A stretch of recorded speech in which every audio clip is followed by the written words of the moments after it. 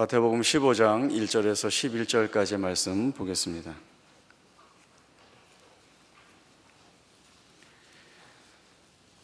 마태복음 15장 1절에서 11절까지의 말씀 제가 읽겠습니다. 그때 바리새인과 서기관들이 예루살렘으로부터 예수께 나와 이르되 당신의 제자들이 어찌하여 장로들의 전통을 범하나이까? 떡 먹을 때에 손을 씻지 아니하나이다. 대답하여 이르시되 너희는 어찌하여 너희의 전통으로 하나님의 계명을 범하느냐?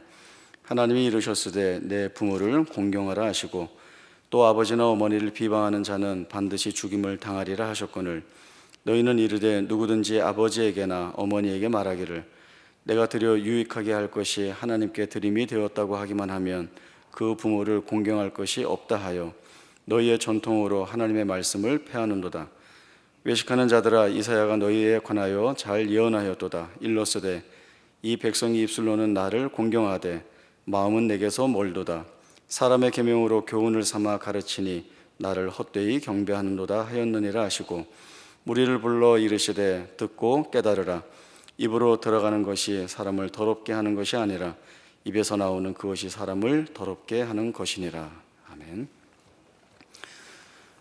오늘 본문을 보면 바리새인과 서기관들이 예수님께 나와서 당신의 제자들은 왜 장로들의 전통을 지키지 않습니까? 라고 하는 문제를 제기하게 됩니다. 유대인들에게 있어서 율법을 지키는 것은 가장 중요한 것입니다. 그래서 자신이 생활하는 그 삶 속에서 여러 상황에 따라 율법을 범하게 될 내용들을 미연에 방지하기 위하여서 구체적으로 규정해 놓은 구두로 전승되는 내용들이 있었습니다. 그러한 규례들을 장로들의 전통이라고 하여서 바리새인과 서기관들이 그 모든 규례들을 대단히 중요시 여기고 또 성실하게 지켜왔고 또 많은 유대인들에게도 이 같은 장로들의 전통에 따라 생활할 것을 늘 강조하곤 했습니다. 율법을 범하면 안 된다. 그러니 미연에 방지하는, 미리 조심하고 또 주의해야 하는 부분들로 만들어 두었기 때문에 율법 밖에 울타리를 쳐 두었다라고 하는 의미로도 이러한 규정들이 불렸습니다. 장로들의 전통의 정결 예식에 관한 것 중에 하나가 오늘 제자들이 따르지 못한 것인데 떡을 먹을 때에 손을 씻지 않고 제자들이 떡을 먹은 것 같습니다. 장로들의 전통에 보면 떡을 먹을 때에는 반드시 손을 씻어야 되는데 왜 씻어야 하는가 하면 손이 더러우니까 씻어야 된다든지 아니면 손을 깨끗이 해야 무엇을 먹더라도 건강에 이상이 없다라고 하는 차원이 아니라 물론 나름대로의 이유는 분명합니다. 우리가 하나님 앞에 나아갈 때 부정해서는 안 된다. 항상 순결하고 정결해야 된다라고 하는 차원에서의 이러한 내용들을 여러 내용으로 세분화하여서 요구를 하고 있습니다.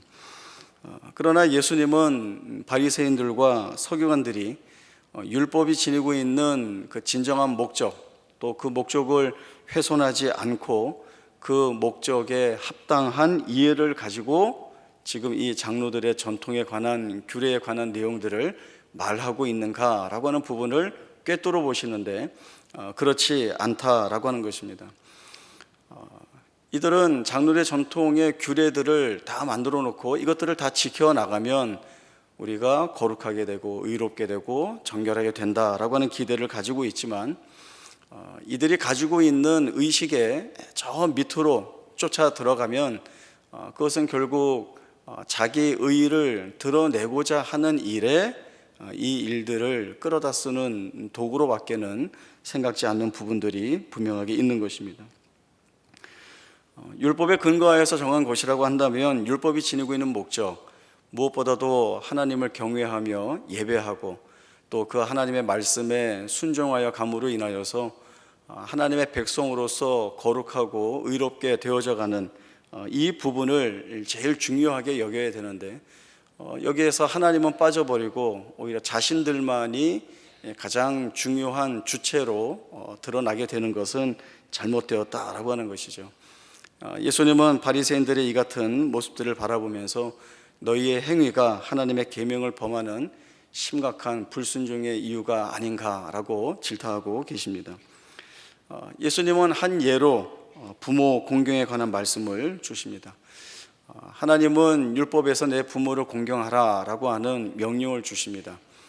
이것은 하나님이 주신 명령이기 때문에 이 명령에 대하여서 어떤 핑계나 이유를 언급할 수 없습니다.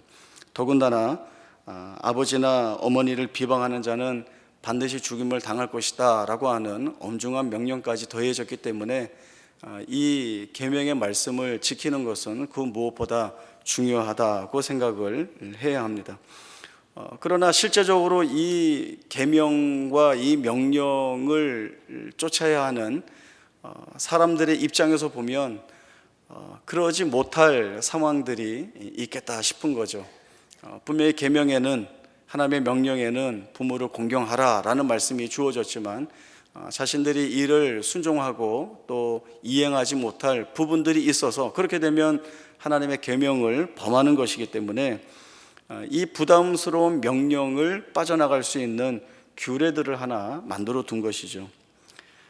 그것이 같은 병행 본문인 마가복음 7장에 보면 고르반이라고 하는 규례로 언급이 되고 있습니다. 고르반 규례라고 하는 것은 마땅히 부모님에게 드릴 좋은 것이 있는데 이것을 부모님께 드리지 않고 하나님 앞에 드렸습니다 라고 말을 하게 되면 그것은 이제 하나님께 바쳐진 것이 됩니다. 하나님에 드려졌기 때문에 이제는 더 이상 부모에게 드리지 않아도 된다라고 하는 허용이 이 규례 안에서 주어지게 되는 것입니다. 이 고르반 규례를 악용하여서 마땅히 부모님께 드려야 할 것들을 그 부모님 앞에 가서 이것은 고르반이 되었습니다 라고 이야기하고 그리고 이거를 하나님께도 드리지 않는 것이죠. 결국 자기 것으로 삼는 것으로 밖에는 이용하지 않는 그런 악용하는 모습들이 이들에게 분명히 있었습니다. 고르반 규례를 지내고 나서 우리는 부모에게 할 것 다 했다라고 하는 이러한 마음과 생각을 갖게 되는 것입니다. 예수님은 질타합니다. 너희가 만든 그 규례의 의도가 무엇이냐? 결국 그것은 너희조차고 하는 것이 아니냐? 그 어디에 하나님을 경외하고 하나님의 말씀에 순종하는 것과 그리고 어디에 너희의 거룩한 모습들이 담길 수 있겠느냐라는 말씀을 묻고 있습니다. 이사야 선지자도 그 시대에 이 같은 언급을 하고 있습니다. 유다 백성들은 하나님의 언약 백성으로서 하나님의 말씀을 받은 자들입니다. 그리고 하나님을 예배해야 될 자들입니다. 그러나 이들이 하나님에게서 떠나버렸습니다. 나라가 정치적으로는 안정이 되고 경제적으로는 부흥이 되었지만 영적으로는 침체된 가운데에서 살고 있었습니다. 물론 겉으로 드러난 모습은 유다 백성들이 하나님을 예배하고 또 하나님께 드리는 희생 제사를 드렸습니다. 정해진 자리에 모여서 정해진 시간에 그리고 정해진 절차에 따라 늘상 같은 모습으로 하나님 앞에 희생 제사 예배를 올려드렸습니다. 그러나 이 희생 제사는 언약의 하나님이신 그 하나님 앞에 하나님을 온 마음을 다하고 힘을 다하고 뜻을 다하고 목숨을 다하여서 섬기고 예배하는 자로서 서는 것이 아니라 단지 조상들이 지켜왔던 전통과 같이 내려왔던 제사를 지내는 것 외에는 더 이상 아무것도 없었던 것입니다. 그냥 형식적으로 드리는 제사일 뿐 사실은 그 제사가 가지고 있는 예배의 중요한 내용들은 다 놓치고 있었습니다. 하나님께 제사를 드리는 것, 예배를 드린다고 한다면 하나님을 향한 믿음의 고백과 신앙의 고백들이 그 안에 진실되어 담겨져 있는가가 제일 중요한 부분인데 유다 백성들에게는 그러한 것들이 아무것도 없었습니다. 그렇기 때문에 너희가 입술로는 나를 공경하지만 그러나 마음은 내게서 멀다. 결국은 이들이 하나님께 드리는 예배가 헛되이 드리는 예배에 불과하다라고 하는 뜻을 주시고 있습니다. 이사야 1장에서도 너희의 무수한 재물이 내게 무슨 유익이 있느냐, 나는 이제 더 이상 짐승들의 기름에 배가 불렀고 너희가 제단에 올라와서 소와 염소와 양들을 잡아 드리는 그 피에 내가 이제 기뻐하지 아니한다. 너희는 오로지 내 마당만 밟을 뿐이니라 라고 하는 말씀을 주십니다. 너희가 이제는 헛된 재물을 가져오지 말아야 할 것이고 너희가 아무리 기도를 많이 해도 내가 듣지 않겠다라고 하는 이 하나님의 말씀을 통하여서 이 당시 유다 백성들이 얼만큼 하나님과의 그 단절과 또 잘못된 의식을 가지고 있는가라고 하는 것은 분명하게 보여지고 있습니다. 바리새인들은 이런 부분에서 예수님과 계속 논쟁하면서 부딪혀 왔습니다. 바리새인들은 외적으로 드러나는 것에 대단히 민감한 반응을 보이고 있었습니다. 이들은 금식을 한다고 한다면 다른 사람들에게 내가 금식을 하고 있다라고 하는 표가 나야 되는 것입니다. 그래서 늘 사람들 앞에 금식할 때에는 세수도 하지 않고 머리에 기름도 바르지 않고 상한 얼굴을 하고 사람들 사이를 돌아다니는 거죠. 그리고 기도할 때에는 모든 사람들이 잘 보이도록 큰 거리 어귀에 서서 두 손을 들고 기도하는 모습도 보이게 됩니다. 여기에는 하나님을 찾아 들어가는, 하나님을 쫓아 들어가는 것들은 하나도 보이지 않고 오로지 사람들에게 영광을 받고자 하는, 그리고 자기의 의를 의롭게 드러내 보이고자 하는 인간의 욕심과 욕망만이 있는 것입니다. 하나님이 어떤 하나님인지 다 놓치고 있는 것이죠. 금식을 한다라고 한다면 그 긍휼한 마음으로 하나님이 봐주시는 것들을 놓치고 있고, 기도한다라고 한다면 은밀히 만나시는 하나님께서 골방에서라도 만나 주실 텐데 그 같은 것을 생각하지 않고 사람들 앞에 자기를 드러내는 일에 우선하고 한다면 그들이 가지고 있는 하나님에 관한 이해나 지식들은 극히 잘못되었다라고 하는 부분들을 말씀을 주시고 있습니다. 장로들의 전통에 따라 떡을 먹을 때 손을 씻어야 된다, 정결해야 된다라고 하는 이 정결이라고 하는 것은 겉을 깨끗이 하는 것이 아니라 속을 깨끗이 해야 된다는 의미가 사실은 또 분명한 내용입니다. 그것은 행위여서는 안 되고 마음이어야 한다는 것입니다. 하나님의 법을 지키기 위해 정결하기 위하여서 씻는 것이라고 한다면 손을 씻는 것이 아니라 마음을 씻어야 된다는 것이죠. 우리 같은 이야기를 하고 있는 로마서 2장 17절부터 말씀을 좀 보겠습니다. 신약 성경 241쪽입니다. 로마서 2장 17절부터 29절까지 제가 말씀 읽겠습니다. 로마서 2장 17절부터 봅니다. 유대인이라 불리는 내가 율법을 의지하며 하나님을 자랑하며 율법의 교훈을 받아 하나님의 뜻을 알고 지극히 선한 것을 분간하며 맹인의 길을 인도하는 자요 어둠에 있는 자의 빛이요 율법에 있는 지식과 진리의 모본을 가진 자로서 어리석은 자의 교사요 어린아이의 선생이라고 스스로 믿으니 그러면 다른 사람을 가르치는 내가 내 자신은 가르치지 아니하느냐? 도둑질하지 말라 선포하는 내가 도둑질하느냐? 간음하지 말라 말하는 내가 간음하느냐? 우상을 가증히 여기는 내가 신전 물건을 도둑질하느냐? 율법을 자랑하는 내가 율법을 범함으로 하나님을 욕되게 하느냐? 기록된 바와 같이 하나님의 이름이 너희 때문에 이방인 중에서 모독을 받는도다.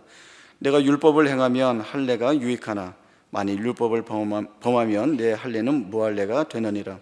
그런즉 무할례자가 율법의 규례를 지키면 그 무할례를 할례와 같이 여길 것이 아니냐. 또한 본래 무할례자가 율법을 온전히 지키면 율법 조문과 할례를 가지고 율법을 범하는 너를 정죄하지 아니하겠느냐. 무릇 표면적 유대인이 유대인이 아니요 표면적 육신의 할례가 아니니라. 오직 이면적 유대인이 유대인이며 할례는 마음에 할지니 영에 있고 율법 조문에 있지 아니한 것이라. 그 칭찬이 사람에게서가 아니요 다만 하나님에게서니라.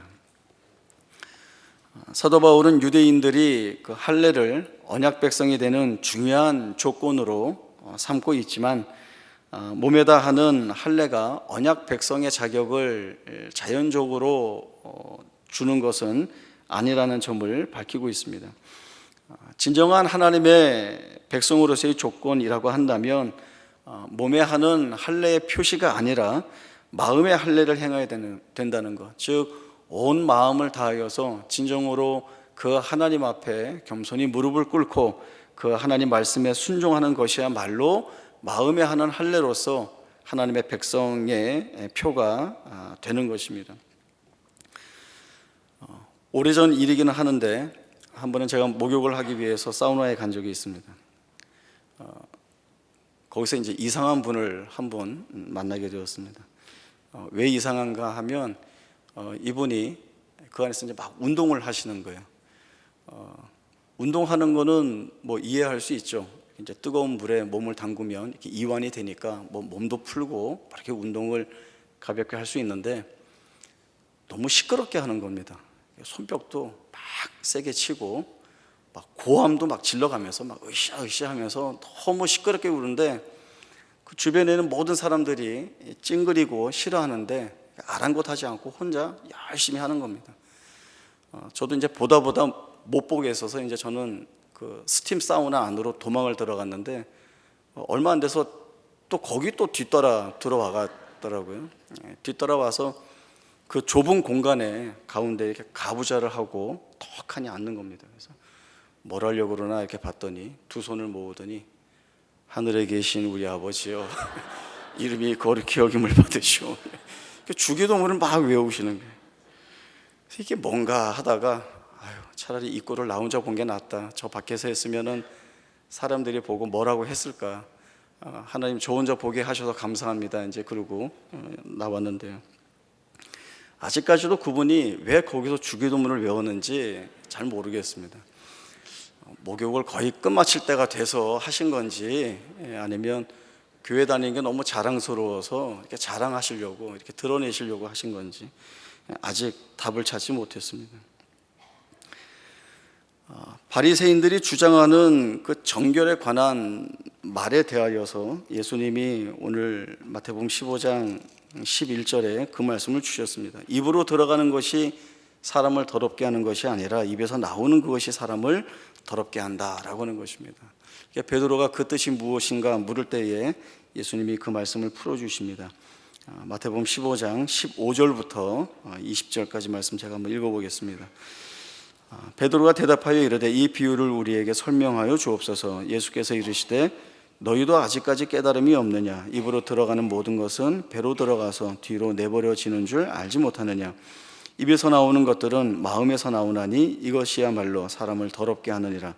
마음에서 나오는 것은 악한 생각과 살인과 간음과 음란과 도둑질과 거짓 증언과 비방이니 이런 것들이 사람을 더럽게 하는 것이요 씻지 않은 손으로 먹는 것은 사람을 더럽게 하지 못하느니라. 음식을 먹고 그 음식이 속에 들어가서 소화가 되어서 자연스럽게 배설이 되는 것은 자연의 이치입니다.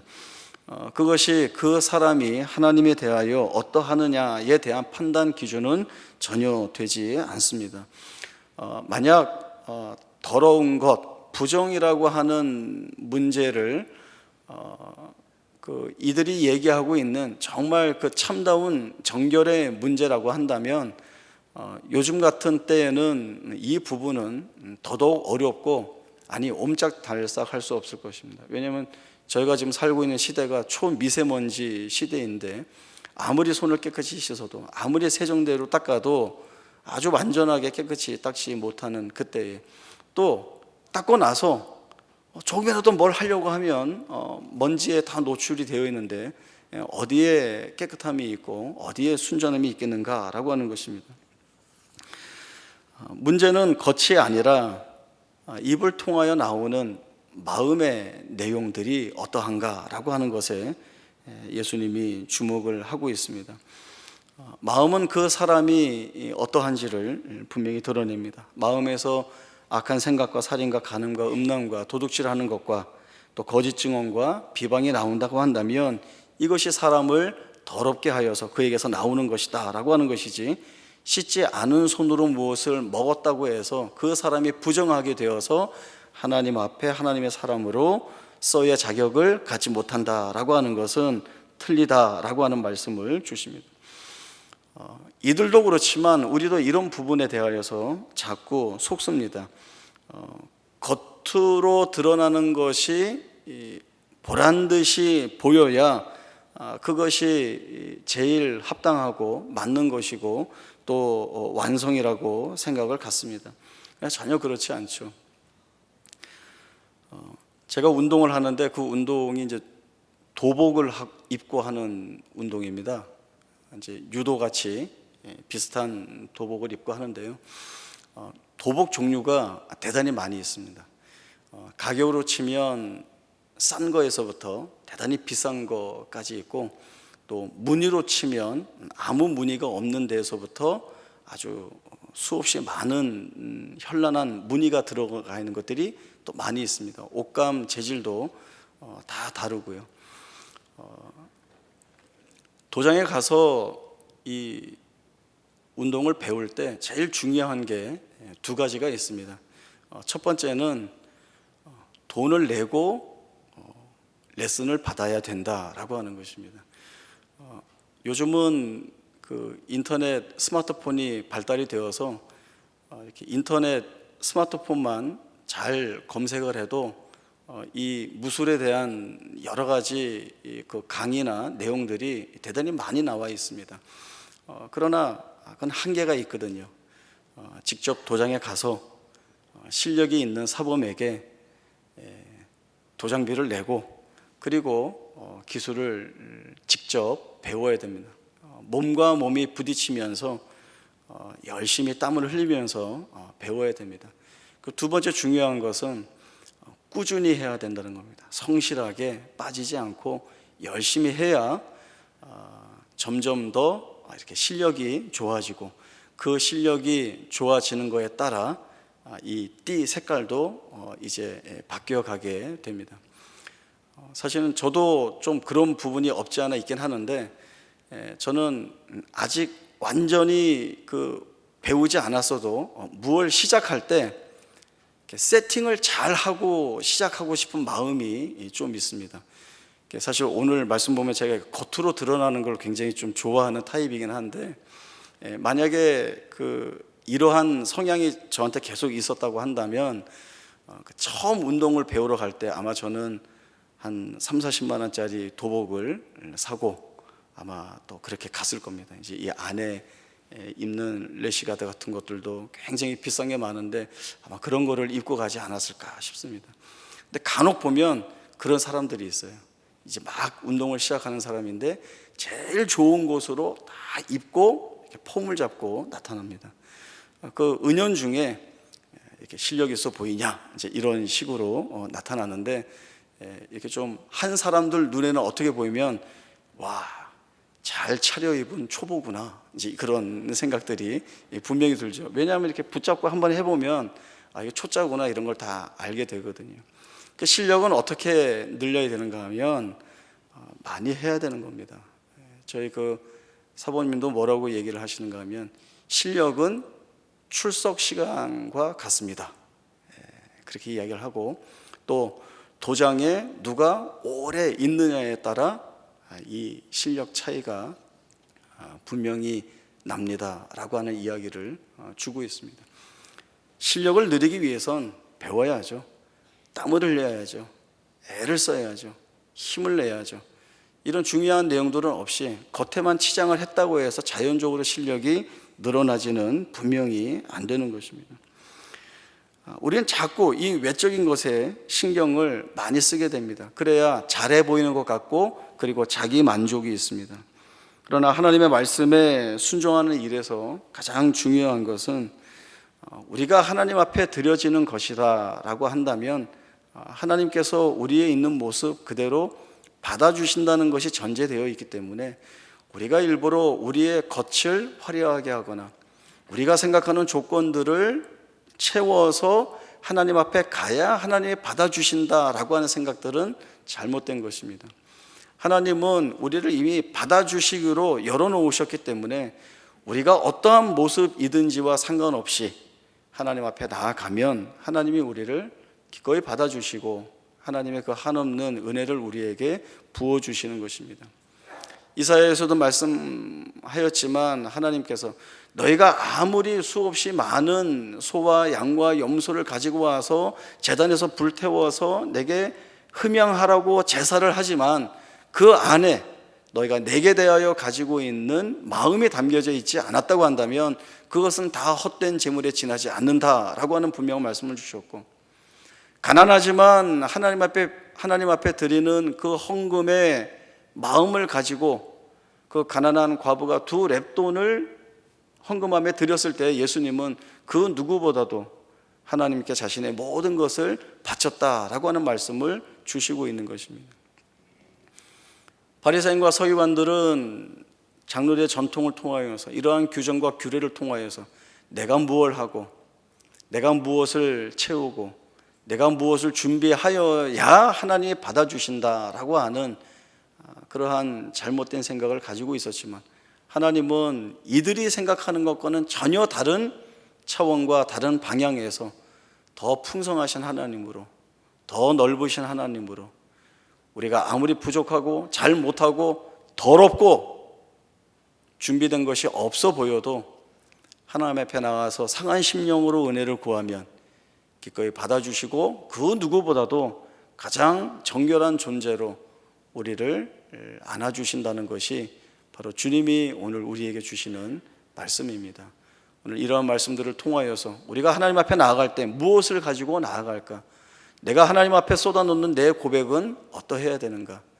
그리고 이 하나님이라면 내가 얼마나 담대한 마음으로 그 앞에 나아갈 수 있고 감사할 수 있고 찬양할 수 있을까라고 하는 이러한 이해가 오늘 우리의 어려운 삶 속에서도 이 하나님을 붙잡을 수밖에 없다라고 하는 고백을 갖게 하는 말씀이 됩니다.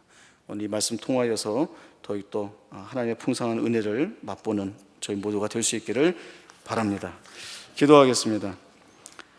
하나님 아버지, 은혜를 감사합니다.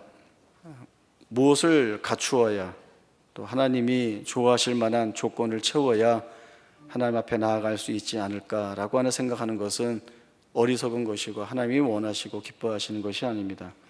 하나님이 들여다보시는 것은 저희들의 마음입니다. 우리의 마음이 하나님을 향하여 온전히 서 있는지, 또 하나님만 의지하겠다라고 하는 상한 심령을 가지고 주 앞에 나아가는지를 하나님이 가장 중요하게 여기고 계십니다. 우리가 자랑할 것이 없고 우리가 힘으로 삼을 것이 없습니다. 온전히 하나님만 바라보고 나아가는 저희들이 오니 오늘 주신 말씀대로 넉넉하시고 풍성하시고 긍휼하신 하나님께서 저희를 품에 안으시사 우리의 하늘 아버지이신 것과 또 이 하나님 앞에 나아가는 것이 우리의 복인 것을 알아 감사하며 찬송할 수 있는 고백들이 우리 가운데 넘쳐날 수 있도록 은혜를 더하여 주옵소서. 거룩하신 예수님의 이름으로 기도하옵나이다. 아멘.